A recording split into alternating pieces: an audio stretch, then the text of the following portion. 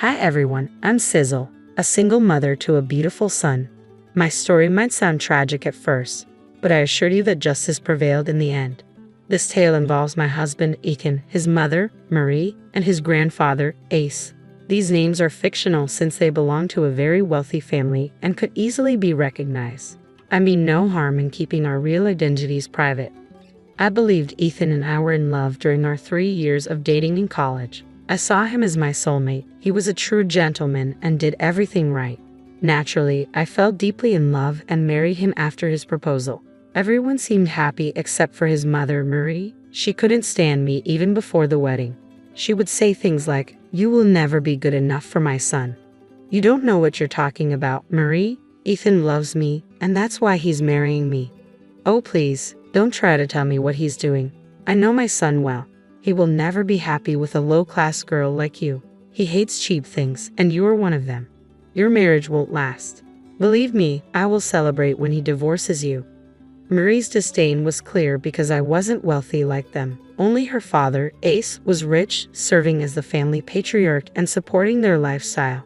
Ethan worked, but his salary alone wasn't enough for a luxurious life. It was Ace's extra allowance that enabled it. I came from a struggling background and succeeded through hard work, securing a good job.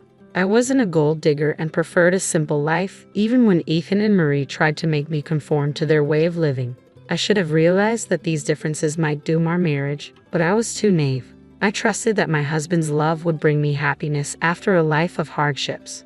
Ethan's care deeply affected me. He did everything to ensure I had a good life and went out of his way to keep me happy. Ace, too, was a wonderful grandfather, insisting I call him Grandpa. Ace was fond of me from the very first day we met, so Marie's hatred never caused problems in our marriage. Both Ace and Ethan consistently stood up for me. I had no idea how horribly things would eventually turn out. Ethan was eager for us to start a family, and wanting to make him happy, I agreed. At his insistence, I even quit my job to stay home and care for our child. Though initially reluctant, my feelings changed the moment I discovered I was pregnant. I was determined to do my best for our son. He remains the best thing that came out of my marriage. I still remember the joy of holding him for the first time, thrilled to start our new life together.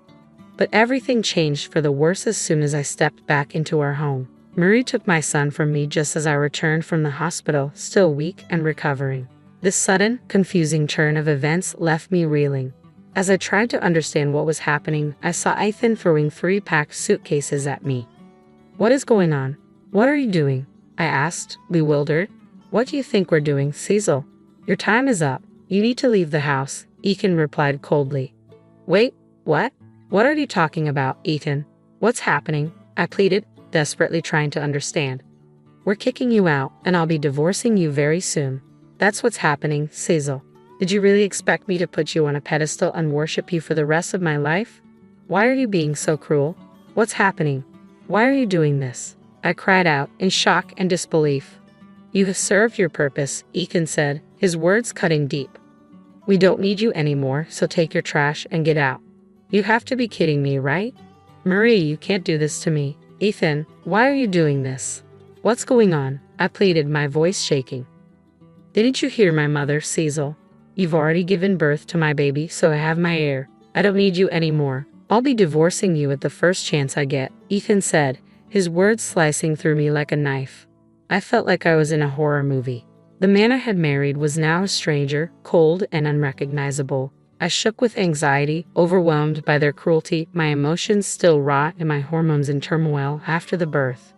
Marie's voice cut through my sobs. "The housekeeper has packed your clothes so you won't taint this house with your presence any longer. My sweet grandson will be raised with the finest care and soon forget about his cheap mother." "That's impossible. I will never leave my son behind. If you want me out of your lives, I will go, but I won't abandon my child," I cried out, desperation lacing my words. "By all means, Cecil, leave. Who said we want you to stay? We're telling you to go. You have no choice," Marie retorted, her words dripping with disdain. My heart was shattered from Ethan's betrayal. Marie's animosity had always been clear, but I had dismissed it as jealousy. Her sudden interest in me after I got pregnant had seemed suspicious, but I had never imagined it would come to this. I couldn't fathom why Ethan, the man who once loved me, was acting this way. My mind struggled to accept that he didn't love me anymore. Tears streamed down my face as I looked at Ethan. How can you be so cold to me, Ethan? Don't you feel anything kicking the mother of your child out of your house? My child won't meet a mother. Like Mom said, we have plenty of staff around the house, he replied, his words void of any warmth or humanity. Who will help my son grow up to be like me, Ethan? You want to take him away from his own mother? Do you really think he'll have a great life without me? Our son needs his mom, I pleaded, my voice trembling with desperation. Ethan laughed, a cold, heartless sound that shattered my already breaking heart. I stood there, frozen, unable to believe what was happening. The man I had loved was disappearing, replaced by a monster who cared nothing for me or our child. When Ethan finally stopped laughing, he sneered, "What makes you think my son needs you? He's just a newborn. He doesn't even know who you are. We can hire plenty of wet nurses and nannies to ensure he grows up well." My son is right, Marie added with a smirk. My grandson will have everything he needs. You're the last person fit to raise him. You're a low-class woman who can't even dress herself properly. If I left my grandson in your care, he'd turn out to be a loser. Oh, how embarrassing you've been all these years. I'd rather die than see my son suffer the humiliation I endured because of you. Ethan's words dripped with disdain as if he regretted every moment he had spent with me. His eyes were filled with contempt, and his voice carried the weight of years of annoyance and regret. Shaking, I could hardly find the words to respond. Tears streamed down my face as I choked out, "Did I humiliate and embarrass you? How?" "Do you really want to know how you embarrassed and humiliated me?" Ethan retorted, his voice filled with venom. "Just look at you, Cecil. You come from a low-class family and used to work a 9-to-5 job like some broke woman." I needed to hear those words to finally see Ethan for who he truly was. As painful as it was, his cruel honesty exposed the depth of his contempt. "You were never suited for an upper-class family like ours. Mom tried so hard to teach you her ways, but you didn't even want to learn anything," Ethan scoffed. "Wait, so you wanted me to become a rich snob? If I was such an embarrassment, why did you even fall in love with me?" "Who said I fell in love with you, Cecil?" Ethan sneered. "You were beautiful, so I thought maybe I could groom you into a nice trophy wife. But your cheap habits never went away." "In that case, why didn't you just leave?" I asked, hurt and bewildered. "I would have dumped you after having some fun, but then Grandpa liked you. He wanted us to get married and have kids. If I'd walked away, Grandpa would have been furious, and I'd have lost his support. That's why I married you. Now that you've given me the grandson I wanted, I have no use for you anymore." So that was it. Ethan had married me because Ace wanted me as his granddaughter-in-law. Ethan feared that if he left me without reason, Ace would cut off his allowance and inheritance. To stay in Ace's good graces, he married me. Ethan's insistence on having a child suddenly made sense. He wanted an heir to secure Ace's fortune. I had naively complied, and now I was suffering the consequences. This was all part of Ethan and Marie's twisted plans. Ethan had never loved me. He had only wanted to use me for his benefit. The man I married wasn't my soulmate. He was a manipulator. Disgusted, I said, "So that's what this was all about. You just wanted your grandfather's fortune and used me to get on Ace's good side. You destroyed my life just for that. Who cares about your life, Sizzle?" Ethan replied coldly, "As far as we're concerned, you have no relationship with us anymore. I'm still the mother of your grandson and married to your son, Murray. You can't end relationships in a day." "We're already working on that, Cecil. You don't have to worry about it," Marie said, her voice dripping with contempt. "Our best lawyers are handling your divorce and the termination of your rights to my grandson. I will never let that happen, Marie. I don't care if Ethan divorces me. My love for him is already gone. I won't stay with someone who doesn't love me. But if you think I'll give up my child, you're both dead wrong." "What can you do, Cecil?" Marie sneered. "We'll get the best lawyers and trap you neatly. Don't worry, we'll even offer you some good money to disappear. We'll compensate you with what we think is reasonable.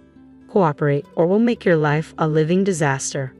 Their threats ignited a burning rage inside me, replacing my heartbreak with fury. I looked at them, their faces smug and confident. Marie still held my newborn son, and I knew asking for him back wouldn't work.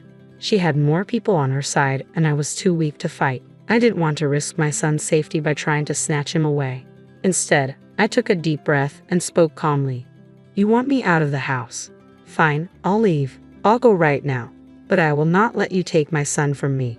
We'll see what you can do, Cecil, Ethan said with a smirk. Once people or lawyers know who they're dealing with, no one will be on your side. I don't need lawyers for what I have planned, Marie. I promise you right now that you and Ethan will pay for what you've done to me today. This is not the end.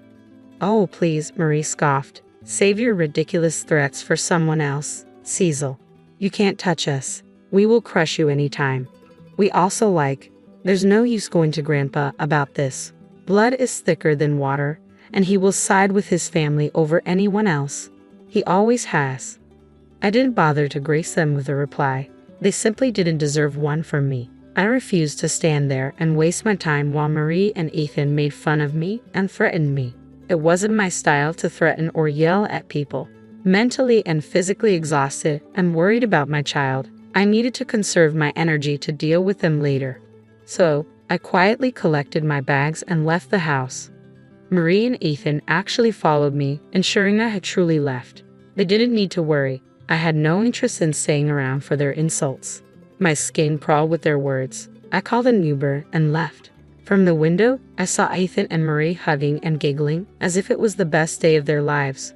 They got what they wanted, an heir and rid of me, just as they had planned. However, they didn't know I wouldn't leave so easily. I wasn't giving up my son, and I intended to teach them a lesson. While Ethan came from a wealthy family with powerful lawyers, I didn't have much money or resources. My chances of winning against them were slim to none. I knew I needed help, and Ace was my only option. I went straight to Ace's house with my belongings, feeling a twinge of nervousness. Ethan's words echoed in my head, reminding me of Ace's loyalty to his family.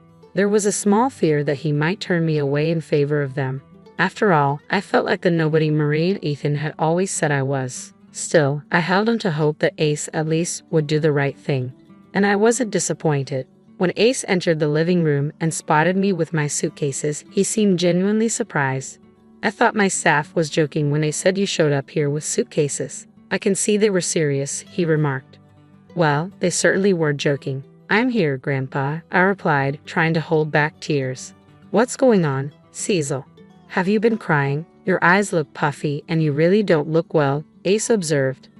They kicked me out of the house, Grandpa, and they took my son, telling me to get out of their lives, I explained, my voice quivering with emotion. Ace's expression darkened with anger. Who did this? Tell me everything right now, Cecily. As I recounted the events, I couldn't hold back my tears any longer. Despite trying to stay composed in front of Ethan and Marie, the truth was too much to bear. My life was unraveling, and everything I thought I knew about my marriage was a lie. Despite my love for Ethan, his betrayal had shattered me. Sitting on Ace's couch, I poured my heart out to him. He listened with concern, his anger matching mine as I recounted the injustices I had faced. After I had calmed down a little, I explained, I came here because I didn't know where else to go, Grandpa. You've always been kind to me, and I knew you would at least offer me temporary shelter. You did the right thing by coming here, Cecily. You can stay as long as you want. This is not just temporary shelter. This is also one of your homes, Ace reassured me. I don't think I have a home anymore, Grandpa. I don't even care about that. I just want my son back. I can't be without him. I'll leave Ethan like he wants me to, but I can't leave my son, I confessed. So, you decided to leave Ethan. Is that what you want to do? Ace inquired.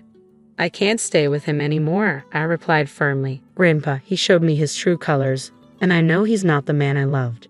Our entire marriage was a lie. I think I've lost all the love I had for him, I confessed, my voice trembling with pain. My grandson has messed up big time, Cecil. I don't know how to apologize to you for this.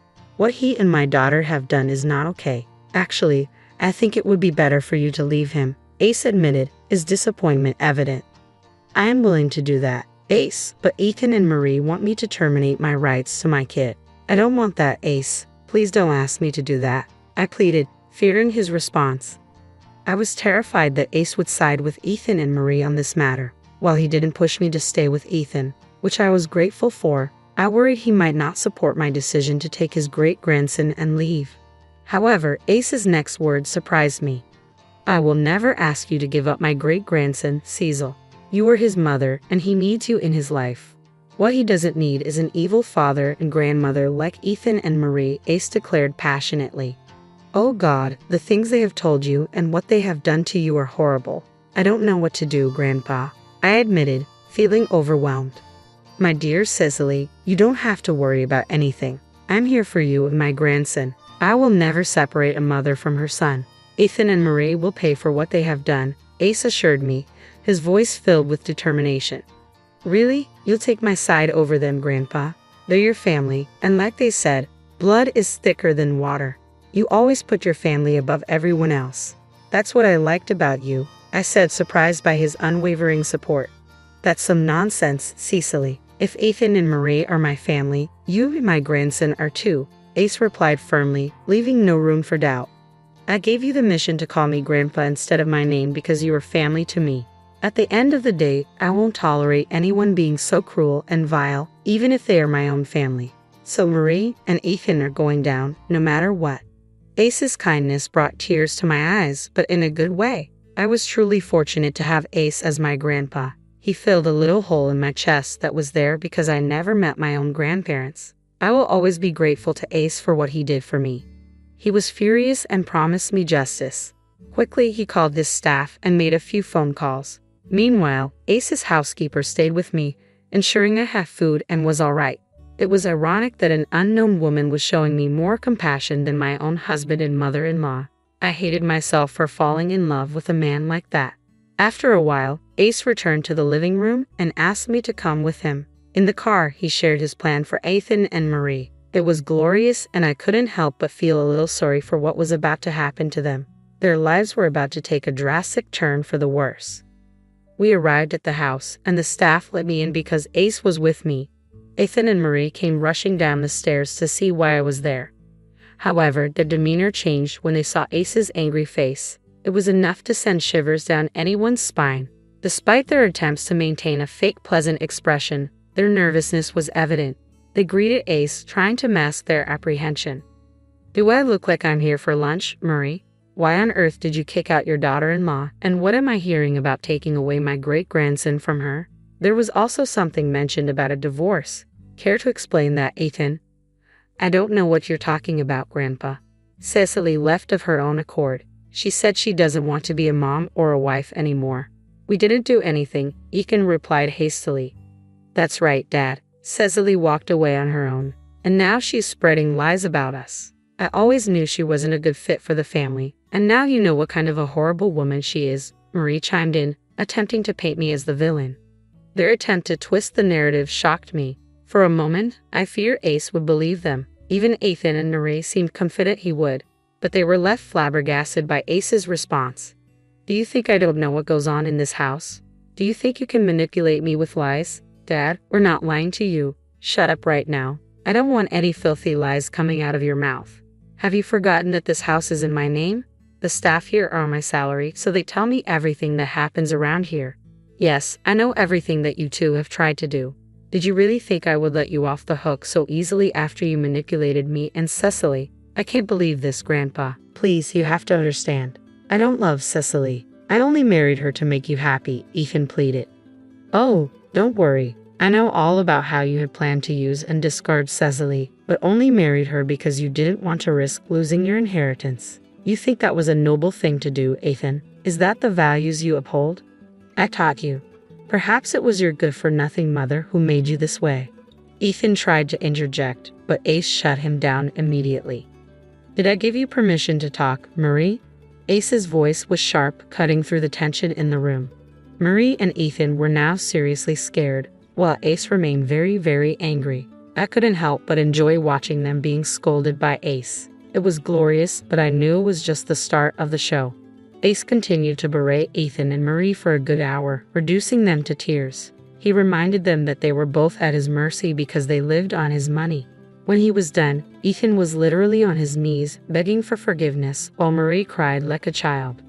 I'm so sorry, Grandpa. I can see that I made a big mistake. I was just overwhelmed and made the wrong decision, Ethan pleaded, his voice shaky with remorse. Yes, we're sorry, Dad. We truly recognize our mistakes. We shouldn't have separated a mother from her child. Cecily can move back here if she wants to. Yes, she can come back, and we'll welcome her with open arms. I promise I will be a better husband, too. I will work on myself. Things will go back to being perfect again. Ethan rambled, desperation evident in his tone. I don't think any of this is your decision to make. You two are no one to allow her back into the house because this house is mine. Plus, it's up to Cecily to decide if she wants to stay married to an imbecile like you, Ethan. What do you say, Cecily? Do you forgive them? Ace turned to me, awaiting my response. I knew well enough that if I said no, there would be dire consequences for my husband and mother-in-law. But I couldn't bring myself to say yes, knowing their remorse was only surface level. So, I calmly looked at Ace and said, no, I don't think I can forgive them, Grandpa. Plus, I haven't even asked for my forgiveness. Please forgive me, Cecily. We made a huge mistake, dear. We are family, so let's just look past this one time. I'm sure we will have a stronger bond after this, Ethan pleaded once more. Don't even bother with lies anymore, guys. You know what you two are. Even if you turn a new leaf and become nice to me, deep down, you two are awful people, and I don't associate myself with people like you, I replied firmly. Good decision, Cecily. I applaud you for that. So you heard her, Ethan, Marie. Looks like you two are in deep trouble, Ace concluded, his voice unwavering. Now you two need to vacate this house right now so that Cecily and my great-grandson can stay here, Ace declared firmly. What? You're kicking us out? You can't do that to us, Dad, Ethan protested. My staff has already started to pack your bags on my order. I will have you two thrown out just like you tried to throw out Cecily. Oh, and one other thing, you can kiss your allowances goodbye. I won't be wasting any more money on imbeciles, Ace retorted, his tone unyielding. Ethan and Marie absolutely cracked up when Ace made his decision. They begged and pleaded with him for mercy, even appealing to me for forgiveness, knowing that only I had the power to sway Grandpa Ace from his decision. But Ace remained resolute, keeping them in a state of despair with his relentless berating. Ultimately, the house staff arrived with their belongings, which Ace promptly threw at them, instructing them to leave. Seeing Ace so angry, they quickly departed before he could publicly make a scene by having his staff escort them out. I didn't know where Ethan and Marie went after this. What I do know is that they kept blowing up my phone with apologies and sometimes nasty messages. They desperately wanted to come home and make things better with Ace, but he was definitely not having it. They even tried to recruit family members who strictly denied them help because of Ace, leaving them to fend for themselves. Eventually, Ethan and I divorced and he lost custody of our son. I was happy because I didn't want his evil influence on my child. I was already living in the house I used to live in because Ace didn't want his great-grandson and me to be away from comfort. He actually ended up signing over the house to me, leaving most of his assets to my son in a trust so that he can access them when he's older. As for me, Ethan is stuck paying child support and alimony since he has a job. It's not much for me because Ace also gives me an allowance, but it is a lot for Ethan, who now has to support his mother and live on a small income. By the way, it seems that Paul's only junior had been complaining to others about how poor his leadership was, to the point that he couldn't even consider him a boss. Paul overheard this, and they are currently in the midst of a dispute. He should have known how important it is to take care of your own junior. As for me, I had been offered a position at our overseas headquarters. I had been declining due to the current circumstances and out of consideration for Paul. But I finally decided to take on the opportunity. I'm currently preparing for my transition. I've been causing my father some worry, but we've started practicing video calls so we can keep in touch when I'm abroad. I am content because I'll be able to pursue the job that I have been dreaming of since I was a child. It's time to give it my all. Paul hardly ever helped with household chores, but Michelle didn't mind. When they went out together, Paul always took charge, letting Michelle relax and enjoy herself without any worries. It felt like they had a good balance in their relationship. However, everything changed when Michelle's mother passed away. While Michelle was at work, her father called to tell her that her mother's health had gotten worse and she had collapsed. Michelle rushed to the hospital and said her final goodbye to her mother. She decided to stay with her father to arrange the funeral. When she called Paul, he said he couldn't leave work suddenly. He missed the wake and only made it to the funeral, but it seemed like he hadn't prepared to dress appropriately for the occasion. I had to quickly find him clothes to wear, but he complained a lot, saying I should have done it earlier. With all the sadness and business of arranging the funeral, I couldn't handle Paul's complaints, so I ignored them. But he didn't seem to appreciate that and stayed in a bad mood. Since then, it feels like we've been arguing more in our marriage. It's normal to have disagreements after being married for 3 years, but lately, Paul has been picking fights aggressively. He's always telling me what to do and taking charge. I got tired of it and tried saying no a few times, but he didn't know where things were in the house. So simple tasks took a long time. Plus, he complained while trying to help, making an even bigger mess. Eventually, I realized it's easier if I just do everything myself. I didn't always do everything Paul asked. I handled some things myself to make my life easier.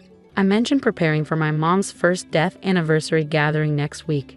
Okay, I said, and Paul grumbled, "Oh, I have an important meeting that day. What should I do? I've told you about this gathering well ahead of time." How could he suddenly say he couldn't make it? What? You're not coming? Paul let out a heavy sigh. It's not that, but it will be hard to leave everything to my subordinates, you know. He seemed pleased with his recent promotion and often talked about his junior team members. I felt like sighing right along with him. Please make arrangements for it, all right? I stressed. It was the day before my mom's first death anniversary gathering. When I returned home from work, Paul was sulking in the living room, drinking beer. Sorry, I'm late. Had to do overtime, he mumbled. I figured he was upset because I was late, delaying dinner. I've been waiting here for an hour, just as I expected, but it's only an hour, right? If he couldn't cook, he could have bought something. I did tell him when I'd be home. He could have taken some initiative. Holding back my frustration, I handed him a takeout box. I thought cooking would take too long, so I got this on my way home. In response, Paul slammed his beer glass on the table. Takeout again? Aren't you slacking off a bit too much lately? The last time I got takeout was about 2 weeks ago. Sure, I've been busy, and maybe I haven't been cooking every day, but still, I make sure to eat balanced meals and avoid relying on packaged food too much. Even though I don't think I deserve criticism, as I debated whether to respond, Paul, misunderstanding, added insult to injury. Can't argue when it's true, huh? Do your chores properly. You've been coming home late and claiming overtime. Maybe you're out cheating. Paul's words ignited the resentment I've been feeling. If you know I'm working late, the least you could do is make dinner. You don't have to cook. Picking up takeout isn't that hard. I always tell you when I'll be late, and even with my busy schedule, I handle all the household chores. There's no need for that attitude. Paul glared at me. You're 3 years older, remember? I could have married a younger woman, but I chose you, Paul said, expecting gratitude and obedience. You should be thankful and listen to me. No one else would want you, so you'd be in trouble if I left, right? Did he really just say that? I was furious and couldn't hold back. If you wanted a younger woman, you should have married one before we got together. I asked if you were okay with me being older, and you said yes. That's why we got married. Even without you, I can manage my life. Paul laughed mockingly. Fine, let's get a divorce. With that, he grabbed his beer and takeout and went to his room. We've argued before, but this was different. I was done with him. I decided to eat my takeout to calm down. Maybe he was just hungry and annoyed, I thought as I ate, but I couldn't shake the disbelief that this was happening the day before my mom's death anniversary. After a while, I called out to Paul from outside his room. We need to leave by 8 a.m. tomorrow, so I'll wake you up around 7. There was no response, but I felt he was awake. With that said, I went to bed. The next morning, when I woke up early, Paul was already gone. The bags I packed were still in the room. He hadn't left for the gathering without me. Where did he go? I called his phone, but he didn't pick up. He didn't respond to my texts either. With no other option, I left a voicemail and started getting ready to leave alone. I finally reached Paul while waiting for the train at the station. I have a meeting. Can't leave it to my juniors, was all he said before the call ended abruptly. I was overwhelmed with a mix of anger and resignation, feeling stunned and bewildered. Before I could dwell on it further, the train arrived, burdened with luggage meant for 2. I boarded alone. Upon reaching my father's house, he asked anxiously, "Where's Paul?" Seeing my father's sadness since my mother's passing, I didn't want to add to his worries. Taking a deep breath, I forced a smile and replied, "Sorry, he got called into an important meeting."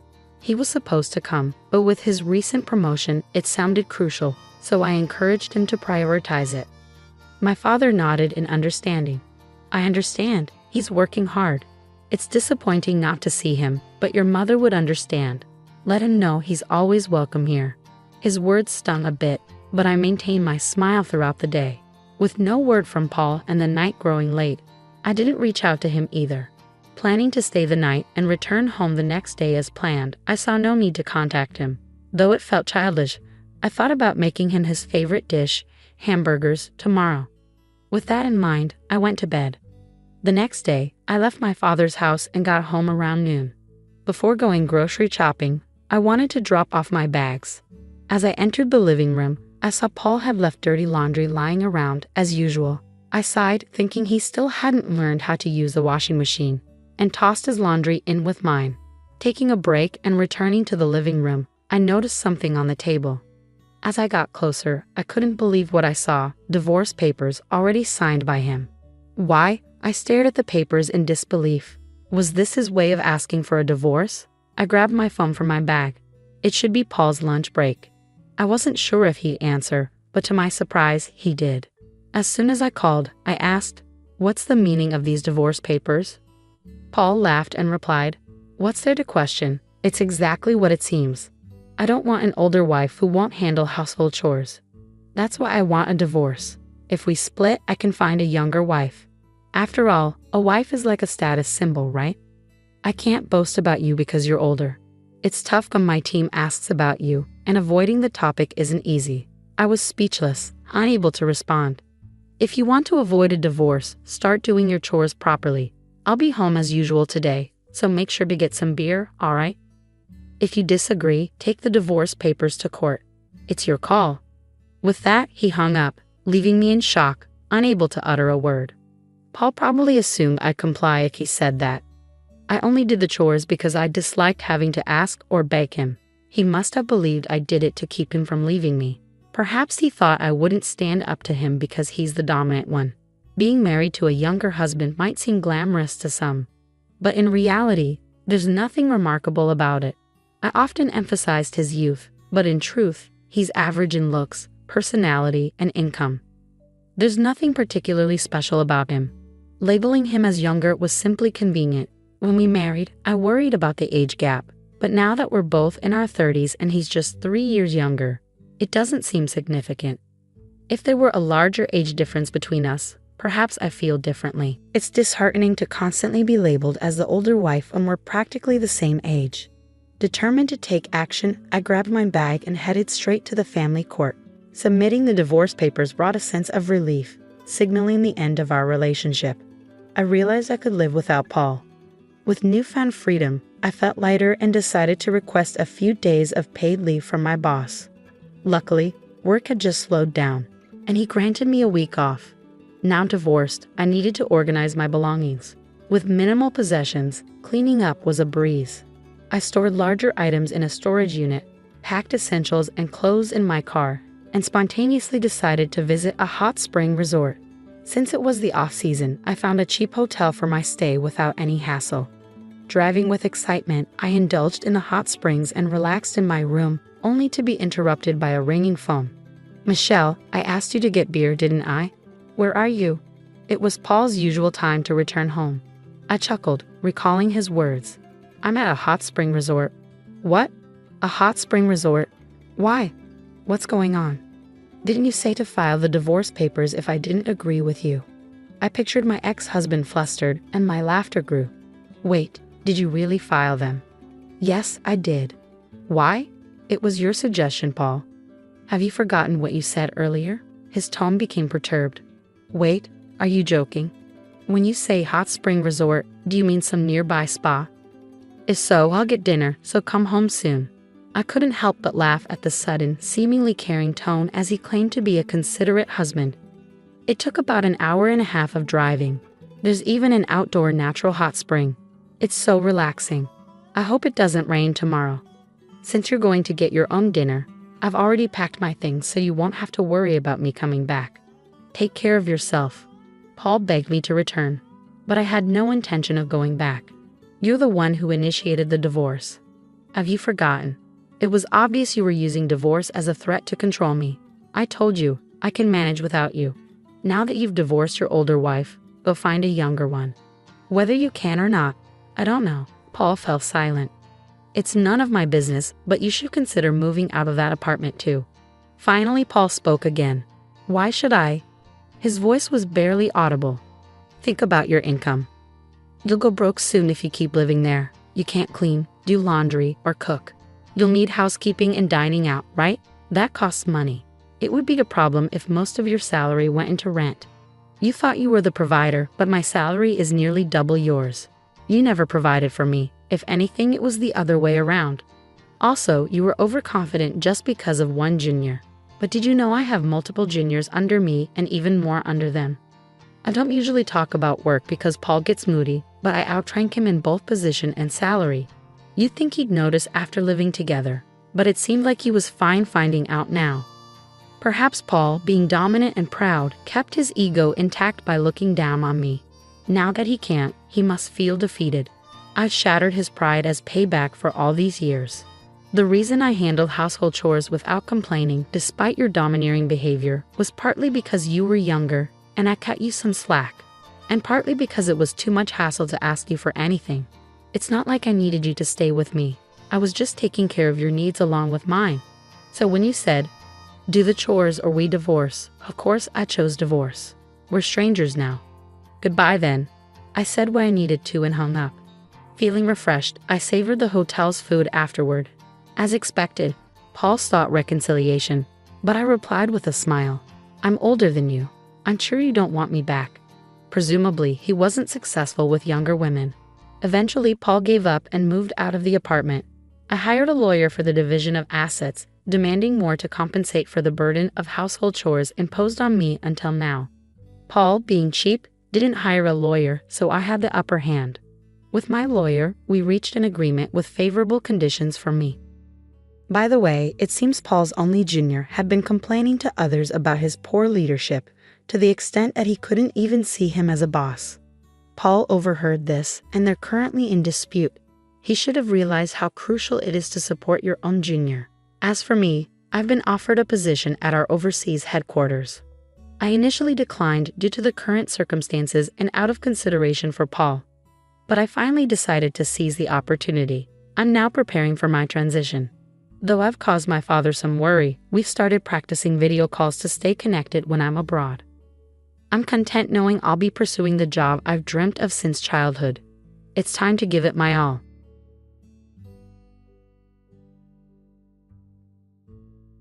"7 years ago, I got married to my husband. His sister already had kids back then. But right from the start, I felt like I wasn't really part of their family. My sister-in-law made it clear that I wasn't their aunt. She even told her kids that I wasn't their aunt. Because of this, I don't feel close to them like I do with my husband's other siblings' kids, who I treat like my own nieces and nephews. I love spending time with them and being a fun aunt. I've done things like painting their rooms and taking them on trips because I like being creative and making them happy. Even though I'm a mom now, I still love doing these things for my nieces and nephews because they're like my family, and I never really had one before. But when it comes to my sister-in-law's kids, I don't do any of that anymore. I've stopped trying to talk to them because my sister-in-law made it clear that she doesn't want me involved. I don't want to cause any drama or trouble by interacting with them since it seems like she doesn't want us to connect. Now, our kids feel jealous and left out because their cousins have cool stuff in their rooms and get to do fun things, while they don't. When my sister-in-law confronted me about it, she blamed me for making her kids feel that way. I told her it was her fault for creating a situation where I couldn't relate to her kids, and now they're the ones suffering because of it. I reminded her that she's reaping what she sowed, and her kids are the ones paying the price for it. Now she's all fired up, saying this and that. It's clear she's not happy, and honestly, I never wanted my kids to see her as their aunt anyway. The rest of the family just shakes their heads at her antics, but I know this tension isn't helping anyone. I do feel bad for her kids though. I can't help but wonder if I've made things worse. She doesn't see me as family to her kids because we're not related by blood or adoption. I don't think I'm in the wrong here, and it's frustrating to see the family dismiss her behavior.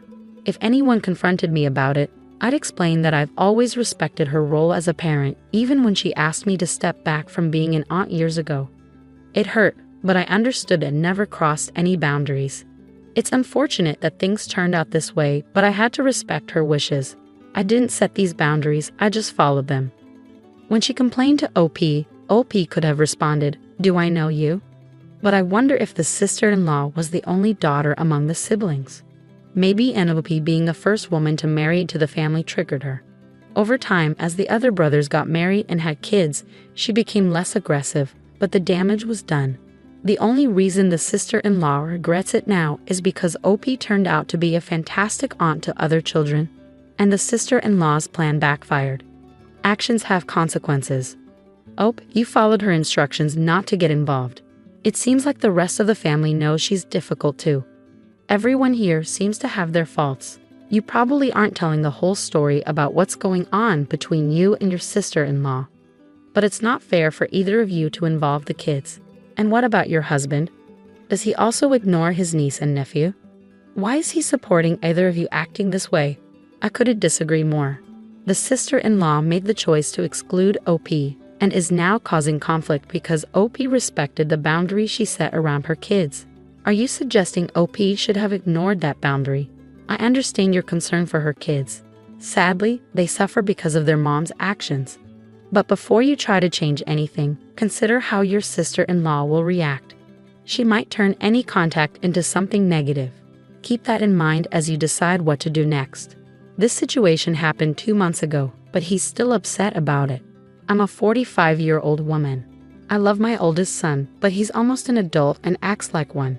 In our family, everyone takes turns doing chores like cooking, washing dishes, and cleaning common areas on different days. Unfortunately, my son dislikes chores and always tries to avoid them. It's been an ongoing struggle. Washing dishes is particularly troublesome. He fills the dishwasher too much, preventing the detergent from reaching the dishes, leading to them not getting clean. I interrupted him quickly and reminded him that the dishwasher sanitizes dishes.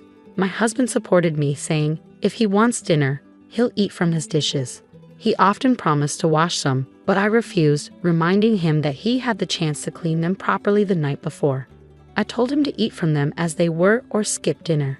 He yelled and threatened to make his own food, but I stood firm. Eventually he gave in, reluctantly selecting the least dirty dishes and eating quietly. I felt bad seeing him so disgusted, but I was tired of the wasted time, water, and detergent. It turned out well. His dishes came out perfectly clean afterward. However, he's still angry, and I do feel guilty now. But I'm tired of his deliberate laziness causing problems for everyone else in the house. Am I wrong?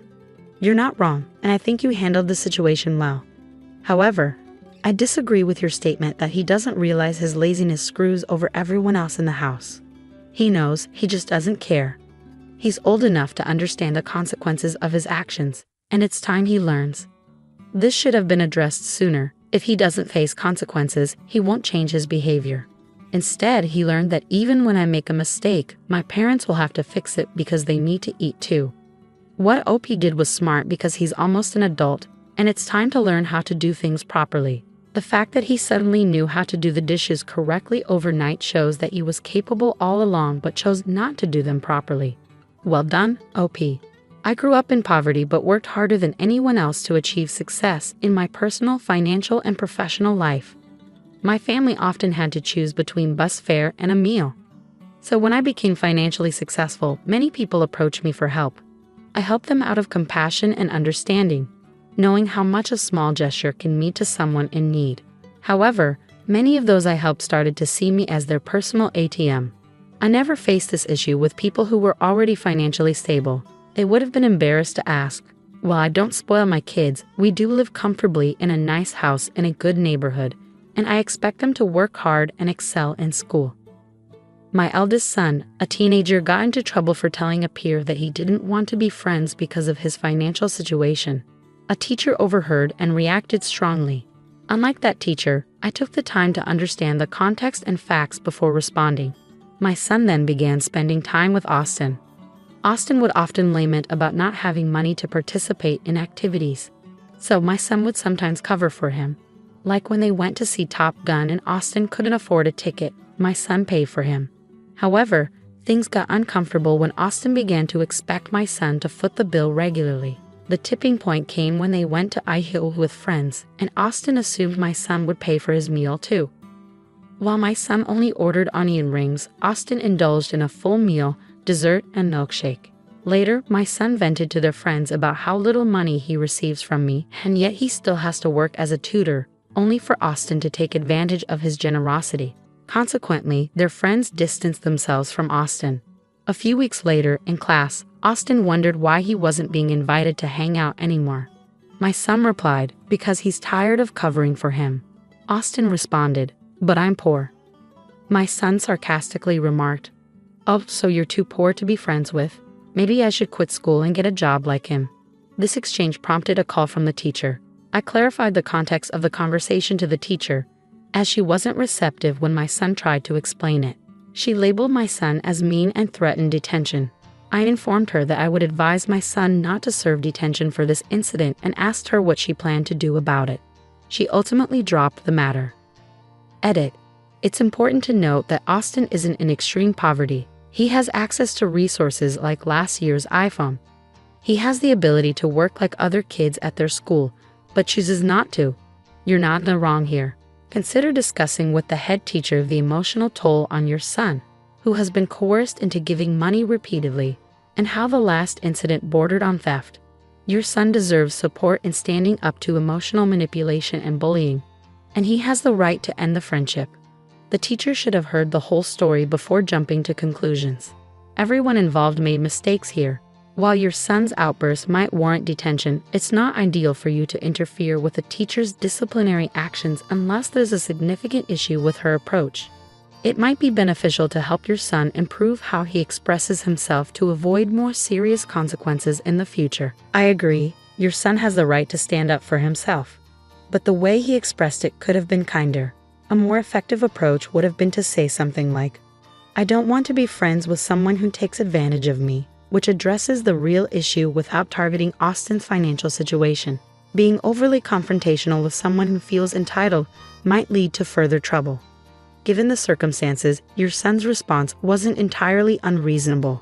It was a sarcastic retort to someone making excuses for their behavior. The teacher's refusal to listen to the full story and her decision to focus on a poorly worded phrase taken out of context didn't help the situation. I know it might sound odd, but I don't think I'm in the wrong here. I just need some other perspectives on this. My brother, who dropped out of high school, recently got married to his wife, who has similar qualifications, at the young age of 19. I'm 23, just to give some context. The situation is complicated, but basically my brother's mother-in-law pushed them into getting married because she wanted a grandchild as soon as possible. Unfortunately, my own mother went along with it, which I find frustrating. Now my new sister-in-law is expecting, which confirms my suspicions. I know I might seem disrespectful, but I'm not happy about it. We're not well off financially. My dad, who used to be assertive, didn't step in to prevent this situation. Ironically, he persuaded me against attending the college I wanted because of the high tuition fees. To cover the wedding costs, my dad borrowed money from my uncle, his brother, and now he's pressuring me to repay it because my brother and sister-in-law, being young and expecting, can't afford to. They told me they're in too much debt to get a loan from a bank, so it falls on me since I'm debt-free with savings and a job. When they brought this up, I didn't say anything. I just laughed and left. Now they're bombarding me with calls and texts asking for financial help, but I refuse to budge. It feels like we're living in completely different realities. It's not about culture or anything like that. Am I wrong for refusing to take out a loan for my family? Definitely not. Goodness, what a chaotic situation. If no one can afford to cover the wedding costs, what about the baby? It seems like they'll keep turning to you for loans they won't repay. Stand your ground. This isn't your problem to fix, so don't entertain further discussions about it. If they can't afford a lavish wedding without a substantial loan, maybe they should prioritize their resources for the baby instead. Laughing in their faces was a fitting response to such a ridiculous request. Oh, please ensure that you're the only one with access to your savings. Secure your accounts with updated passwords and avoid staying logged into online banking on shared devices. It's important to take these precautions, especially if your parents have access to personal information like your social security number and employment history. While you might believe they wouldn't take advantage of you, financial strain can drive people to make unexpected decisions. That's right. If they have your social security number, they could potentially open credit in your name, leaving you in a difficult situation. It's a quick process, but you can easily lock your credit by contacting the major reporting agencies, usually 3 of them, either by phone or online.